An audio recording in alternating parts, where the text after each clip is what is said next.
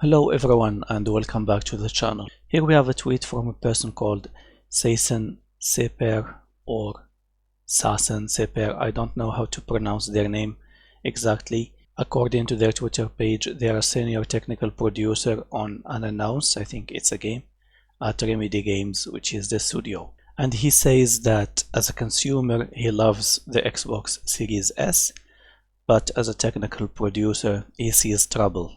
And I believe because he said that the trouble is from the technical side, he most likely is referring to the problems that developers will have and the extra work that they will have to do in order to make games scale well on the Xbox Series S and the Series X. Because from what it seems, it's not just the GPU that is different, but I think also the CPU might not be the very same, and they will have problems that basically people in PC gaming suffer from all the time and all of these years, which is how to make their games scale well in so many different types of hardware, because you know the PC market is full of CPUs and GPUs with different cores and different clocks, different VRAM for the GPU, so on and so forth. And anyone who wants to go into gaming PC and make games for PC, they would really work a lot harder than just working on a console. So for example, in the past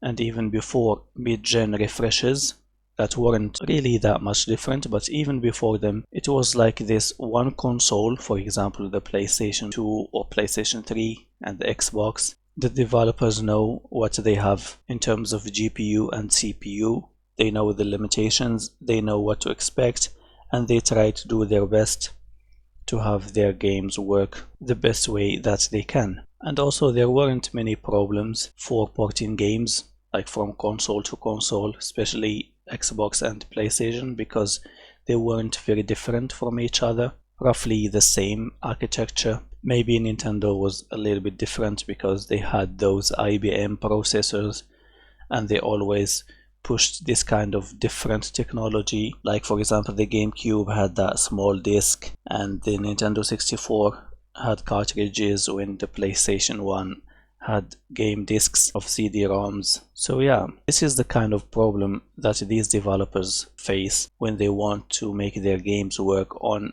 many different types of hardware, and consequently this means a lot of work to be done, probably even working overtime, and so many hours put just to try to polish the games and make them work as best as they can. We have examples like Horizon Zero Dawn. When it launched on PC there were so many technical difficulties and they had to patch things, and you know it's always extra time and extra work to make a game from console to PC or vice versa. Another example that is recent is Monster Hunter World. So Monster Hunter World and Monster Hunter World Iceborne launched on console first and then they got ported to PC. And there are a lot of developers that don't focus a lot on PC and they just try to make their games work on console because, you know, it's less of a hassle and less extra work, because they don't always have enough people to work for them and to make things go smoother. So yeah, the Series S might be a challenge to scale from the Series X, like scaling up or scaling down, but I assure you if this Series S sells well, developers will do their best and will work really hard to make the games work on this piece of console,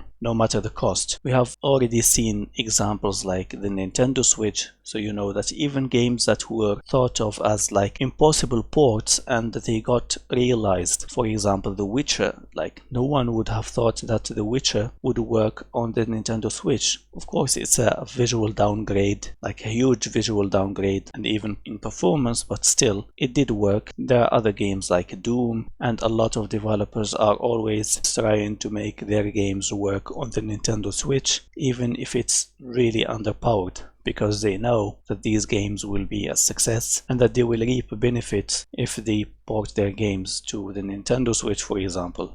And this is the same case with the Series S. If it sells well, people will work with it and stop complaining. Anyway, thank you for watching. If you enjoyed the video, please leave a thumbs up and don't forget to subscribe. It helps the channel a big time. Leave your comments down below and your speculations, and I will talk to you again soon. Have a good one.